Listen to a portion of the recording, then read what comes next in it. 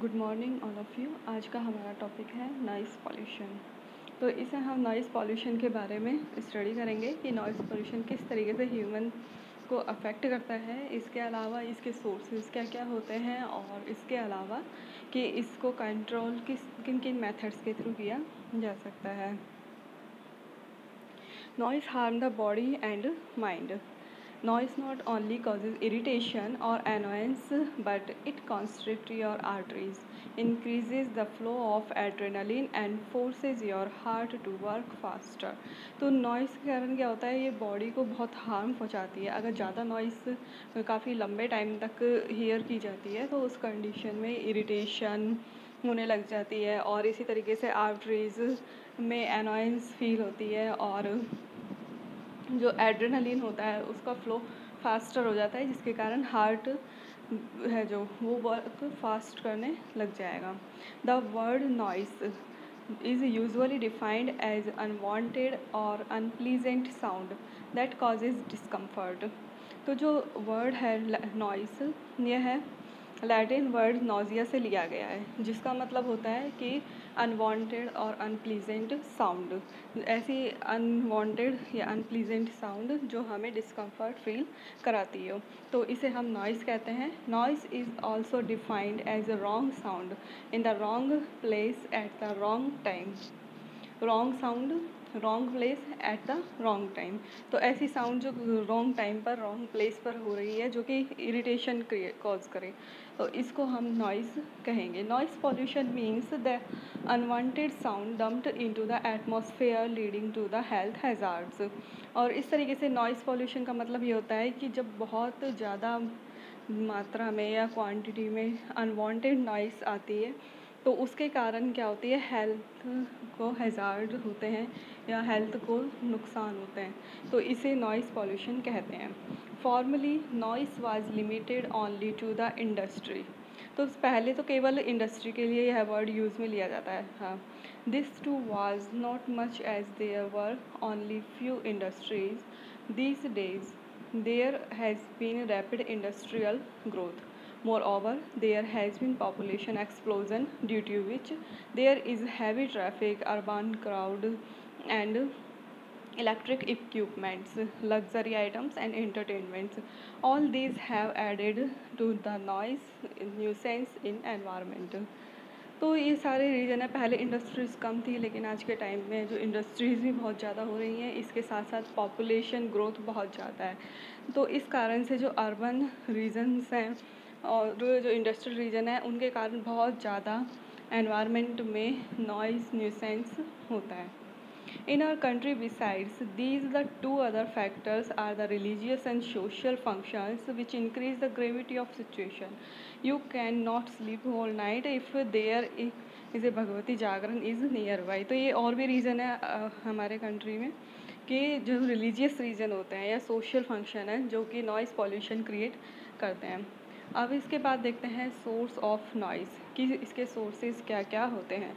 The main contributors to noise are factories and industries, transportation, air, rail and road, and community and religious activities. तो ये सारे sources हैं जिसके कारण noise pollution होता है. कि ट्रांसपोर्टेशन, इंडस्ट्रीज़ हो गई, इसके अलावा कम्युनिटी एंड रिलीजियस एक्टिविटी, ये सब मेन रीजन्स हैं.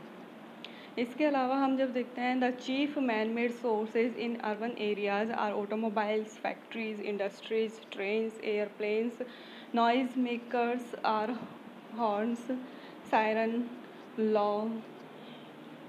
Lawn mower, musical instruments, TV, radio, transistor, telephone, dogs, loud speaker, washing machine, vacuum cleaner, food mixer, pressure cooker, fan, air conditioner, coolers. तो ये सारे रीजन हैं जो अर्बन रीजन एरियाज़ में pollution create करते हैं. Ever since the Industrial Revolution, there has been doubling every 10 years of environmental noise. अब इसके बाद यहाँ पर दी हुई है प्रॉपर्टी कि क्या प्रॉपर्टी होती है साउंड की जो कि पॉल्यूशन की फॉर्म में उन्हें रखा जाता है। There are two basic properties of sound, first is loudness and second is frequency. तो अब प्रॉपर्टी नॉइस की जो प्रॉपर्टी है वो दो होगी, एक तो लाउडनेस की, उसकी लाउडनेस क्या है, दूसरा उसकी frequency. Loudness is the strength of sensation of sound perceived by the individual. कि लाउडनेस का मतलब होता है कि कोई इंडिविजुअल कितने स्ट्रेंथ की जो साउंड है उसकी स्ट्रेंथ को कितना महसूस कर रहा है, कितने उसके जो उसको परसीव कर रहा है। It is measured in the term of decibel. Just Audible sound is 10 dB, whisper 20 dB, library place 30 dB, normal conversation 35 to 60 dB, heavy street traffic 60 to 80 dB, boiler factories 120 dB। तो इस तरीके से यहाँ पर ये दिया हुआ है कि जैसे रॉकेट इंजन है उसका 180 dB दिया हुआ है। तो लाउडनेस का मतलब हो गया कि कोई इंडिविजुअल कितने सिग्नल्स या कितने dB की जो वॉइस है या नॉइस है उसे परसीव कर रहा है, तो उस हम लाउडनेस की कैटेगरी में रखेंगे। तो इसे dB की फॉर्म में रखा जाता है लाउडनेस को। तो जो 80 dB की साउंड होती है उससे ज़्यादा की है वो किसी भी पर्सन के लिए डिसकम्फर्टेबल होती है। Sounds beyond 80 dB can be safely regarded as pollutant as it harms hearing system. अगर 80 dB से ज़्यादा की साउंड हो जाएगी तो उस कंडीशन में ये जो साउंड होती है पॉल्यूटेंट की फॉर्म में आ जाती है और हियरिंग सिस्टम को डैमेज करती है। The WHO has fixed 45 dB as the safe noise level for a city. For international standard, a noise level up to 65 dB is considered tolerate. However, for hospital zones, ये सब इसमें दिया हुआ है। Loudness is expressed in sons. DB की form में तो voice को मेज़र किया जाता है कि कितनी टॉलरेट कर सकते हैं, और लाउडनेस को सॉन्स की फॉर्म में एक्सप्रेस्ड किया जाता है। अब इसके बाद देखते हैं frequency.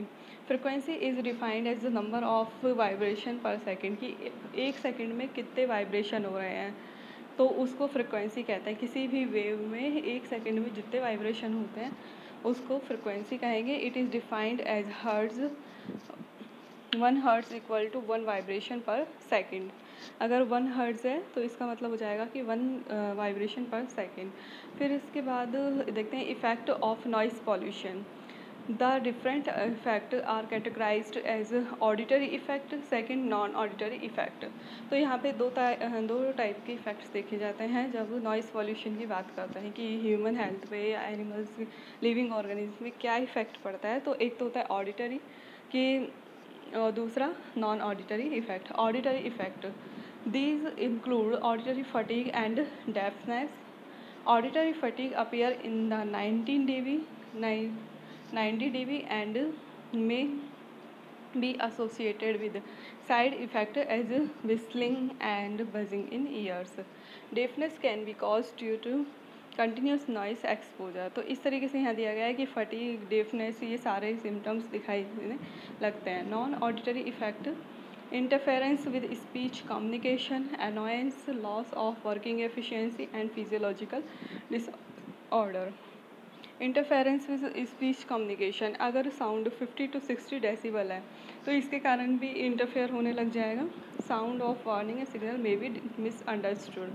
Annoyance, balanced person express great annoyance at even low level of noise as crowd, highway, radio, etc. The effects are ill temper, breaking, loss in working efficiency. Their develop tiredness, and those doing mental work may put to deterioration in their efficiency or even complete loss of ability to work. फिर next है physiological disorder. इसमें क्या होगा, neurosis, anxiety, insomnia, hypertension, hepatic disease, behavioural emotional stress, sweating, giddiness, nausea, फटिंग। तो ये सारे यहाँ पे फीचर्स जो सिम्टम्स है वो देखने को मिलते हैं। Continuous noise causes an increase in cholesterol level, resulting in the constriction of blood vessels, making you prone to heart attack and stroke. There may be stillbirth and usually low weight children born to mothers living near airports.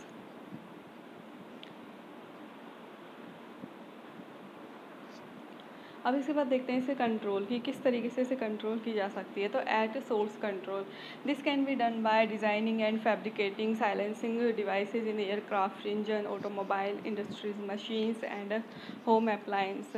And second, segregating the noisy machine. तो इसमें क्या source control कर दिया जाएगा, इस तरीके से design किए जाएँ एयरक्राफ्ट जो कि ज़्यादा नॉइस क्रिएट ना करे, या फिर उसको जो मशीन नॉइस क्रिएट कर रही है उसे अलग कर दिया जाए। There could be develop gadget to control noise at source. Transmission control, इसके अलावा टू प्रोटेक्ट एक्सपोज्ड पर्सन, अगर कोई पर्सन एक्सपोज हो रहा है ज़्यादा नॉइस में तो उसे वहाँ से अलग किया जा सकता है।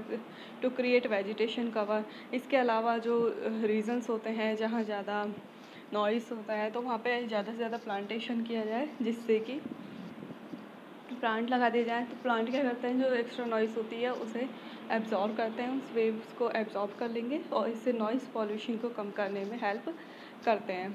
नॉइस पॉल्यूशन थ्रू लॉ, तो इसके अलावा इंडिया में भी ऐसे कई लॉ बनाए गए हैं जो कि नॉइस पॉल्यूशन को कंट्रोल करने के काम आते हैं। एयर पॉल्यूशन कंट्रोल एक्ट के अंडर में ये आते हैं। तो there is Indian penal code that has some provisions which resort can be made on the ground of nuisance. There are section 268 and 290. Fortunately, noise has now been included under air pollution in Air Pollution Control Act. Education, तो इसमें यह है कि public है जो उन्हें ज़्यादा से ज़्यादा एजुकेट किया जाए, अवेयर किया जाए या अदर प्रोग्राम्स चलाए जाए जिससे कि नॉइस पॉल्यूशन के अगेंस्ट में वर्क किए जा सकें। Public must be made aware and educated about noise nuisance through educate news media, lectures and other programs. The movement against noise pollution is very weak in India. The main reason being that most of us do not consider noise as a pollution but as a part of routine life.